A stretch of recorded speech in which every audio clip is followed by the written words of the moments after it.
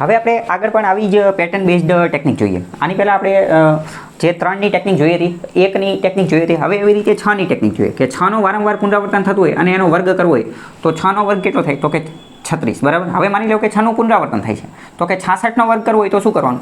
તો કે 66નો વર્ગ કઈ રીતે કરવાનો? તો પહેલાં આ 1 6 છે, આ 1 6 એનો વર્ગ કરી નાખવાનો 36. બરાબર. અને હવે કેટલા અંક બાકી રહ્યા? 1. તો આ 3ની આ બાજુ પણ 1 અંક આવશે અને આ બાજુ પણ 1 અંક આવશે. અહીંયા જે છે 6, તો 6માંથી 1 ઘટાડી દેવાનું. 6માંથી 1 ઘટાડી તો કેટલા થાય? 5 થાય. અને 3 જે છે 3માં 1 ઉમેરી દેવાનું. 3માં 1 ઉમેરવી તો કેટલા થાય? 4. 4 3 5 6 આ એનો જવાબ આવશે. માની લો કે 3 વાર 6 આપેલા છે, 666. આનો વર્ગ કરો છે તો પહેલાં એકમનો અંક લઈ લેવાનો. એકમનો અંક 6, એકમનો અંક 6. એનો વર્ગ કેટલો થાય? તો કે 36. આવી રીતે 36 દૂર દૂર લખી નાખવાના. હવે કેટલા? આ 6નો વર્ગ તો આપણે કરી નાખ્યો. હવે કેટલા 6 બાકી રહ્યા? તો કે 2 6 બાકી રહ્યા. તો 3ની આ બાજુ પણ 2 અંક આવશે અને આ બાજુ પણ 2 અંક આવશે. અહીંયા 6ની આ બાજુમાં કયા આવશે? તો 6માંથી ઘટાડવાના તો અહીંયા આવશે 5 5. અને આ બાજુ શું કરવાનું? વધારવાના તો શું આવશે? 4 4. માની લો કે હજી થોડુંક વધારે કરીએ. 1 2 3 4 વાર 6 છે, 4 વાર 6. બરાબર. તો શું કરવાનું? આ 6નો વર્ગ કરી નાખવાનો. 6નો વર્ગ કેટલો થાય? 36. તો અહીંયા દૂર દૂર 6 લખી નાખવાના. હવે અંક કેટલા આવશે? કેટલા 6 વચ્ચા? તો કે 1 2 અને 3. તો અહીંયા 1 2 અને 3 અંક આવશે અને અહીંયા પણ 1 2 અને 3 આવશે. તો અહીંયા કેટલા આવશે? અહીંયા 6માંથી 1 1 બાદ કરવાના તો 5 5 5 આવશે. અને અહીંયા કેટલા આવશે? 4 4 અને 4. બરાબર. આવો જવાબ આવશે. હજી એક આપણે જોઈ લઈએ. માની લો કે થોડાક વધારે 6 લઈએ આ વખતે. 1 2 3 4 5 6 7 વાર 6 લીધા. બરાબર. 7 વાર 6 લીધા. હવે આનો વર્ગ કરવો છે તો અહીંયા શું કરવાનું? આ 6નો વર્ગ કરી નાખવાનો. તો કે અહીંયા 36 લખી નાખ્યા. હવે કેટલા 6 વહી ગયા? તો કે 1 2 3 4 5 અને 6. તો અહીંયા 1 2 3 4 5 અને 6 આંકડા આવશે. અને અહીંયા 1 2 3 4 5 અને 6 આંકડા આવશે. અહીંયા 6માંથી 1 બાદ કરવાના તો અહીંયા બધે 5 5 5 આવશે. અને અહીંયા કેટલા આવશે? અહીંયા ઉમેરવાના તો બધામાં શું આવશે? 4 4 4 4 અને 4. બરાબર.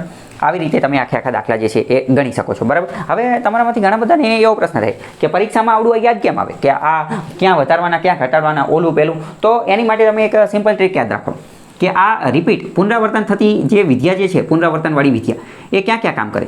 તો કે 1 11 111 એટલે કે એકડાનું પુનરાવર્તન થતું હોય ત્યાં. બરાબર. એવી જ રીતે તગડાનું પુનરાવર્તન થતું હોય કે એ 3 33 333 3000. બરાબર. તો અહીંયા બીજે ક્યાં? તો કે 6નું પુનરાવર્તન થતું હોય 6 66 666 ક્યાં? 9નું પુનરાવર્તન થતું હોય અહીંયા. બરાબર. 9નું પુનરાવર્તન થતું હોય અહીંયા. તો આ બધું યાદ કેમ રાખવું? બરાબર. કે ક્યાં વધારવાનું, ક્યાં ઘટાડવાનું? તો એ કાંઈ કરવાનું નહીં. શું કરવાનું આપણે? 3નો વર્ગ તો આપણને ખબર જ હોય. બરાબર. અને આપણે મેઇન ટેકનિક યાદ રાખવાની. 33નો વર્ગ કરી અને જોઈ લેવાનું. એવું લાગે ને તો 33નો આ 33 ગુણ્યા 33 33નો વર્ગ કરી અને જોઈ લેવાનું. હવે એવું થાય કે ભાઈ 33નો વર્ગ કઈ રીતે કરવું કે એ તો અમને આવડતું નથી. તો વર્ગ કરવાની ઓલરેડી મેં તમને આની પહેલાં ટેકનિક શીખવાડેલી છે. આને તમે 50નો બેઝ રાખીને પણ કરી શકો છો અથવા ડાયરેક્ટ આ રીતે કરી શકો. પહેલાં આ બેનો ગુણાકાર 3 તરી 9. હવે આ ચોકડી મારવાની. આ 3 તરી 9 અને 3 તરી 9. 9 9 કેટલા થાય? 18નો 8 વધી 1. અને હવે આમ ચોકડી 3 તરી 9 ને 1 10. બરાબર. તો હવે તો આપણને આઈડિયા આવી ગયો ને કે 1089. તો હવે પહેલાં જે એક નાની સંખ્યા જે છે ને આ 33 એનો કરીને જોઈ લેવાનો. પછી આ મોટીનો તો આના આધારે આપણે અંદાજ મારી લેવાનો. બરાબર. એટલે કે તો પછી યાદ રાખવું ન પડે. હવે 9માં કઈ રીતે કામ કરે છે એ આપણે જોઈએ. તો પહેલાં જોઈએ કે 9નો વર્ગ કેટલો થાય? તો કે 81 થાય. હવે માની લો કે 99નો વર્ગ.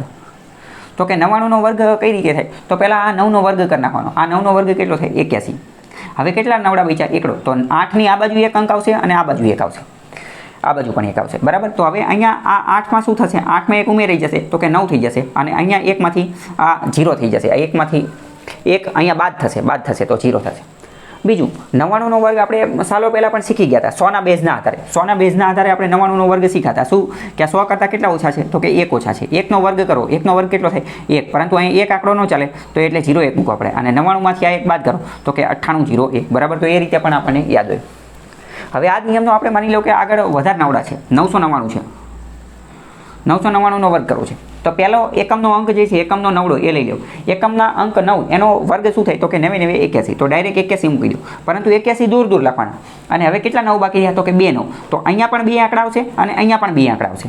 તો અહીંયા 1 છે તો અહીંયા ઓછા કરવાના. 1માંથી 1 જાય તો અહીંયા 0 0 આવશે અને અહીંયા પ્લસ કરવાના. આ 8માં +1 કરવાના. તો કેટલા આવશે? 9 9. બરાબર. તો આવી રીતે જવાબ આવશે. બીજો એકાદો જોઈએ.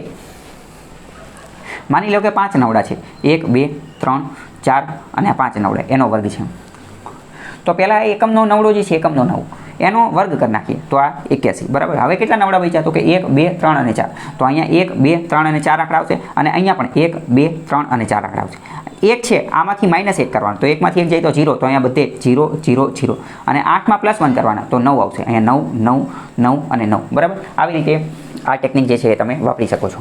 ટેકનિક કઈ જગ્યાએ વપરાશે તો મેં તમને પહેલાં જ કહી દીધું, જ્યાં 1નું પુનરાવર્તન થતું હોય, 33, 3નું પુનરાવર્તન થતું હોય, 6નું પુનરાવર્તન થતું હોય અને 9નું પુનરાવર્તન થતું હોય, એ બધી જગ્યાએ આ ટેકનિક જે છે એ વપરાશે. જ્યારે બહુ મોટો અંક આપેલો હોય અને તમને યાદ ન આવતો હોય તો શું કરવાનું, પહેલાં તમારે જે છે એ 3 છે બરાબર, તો પહેલાં ખાલી 33નો વર્ગ કરીને જોઈ લેવાનું. એવું લાગે તો પછી 99નો વર્ગ કરીને જોઈ લેવાનું બરાબર. અને પછી એ ટેકનિક કઈ રીતે વપરાય છે એ તમારે જોઈ લેવાનું. અને બીજું તો મોસ્ટ ઇમ્પોર્ટન્ટ મેં તમને પહેલાં જ કીધેલું છે કે વધુ અને વધુ પ્રેક્ટિસ કરવી પડશે.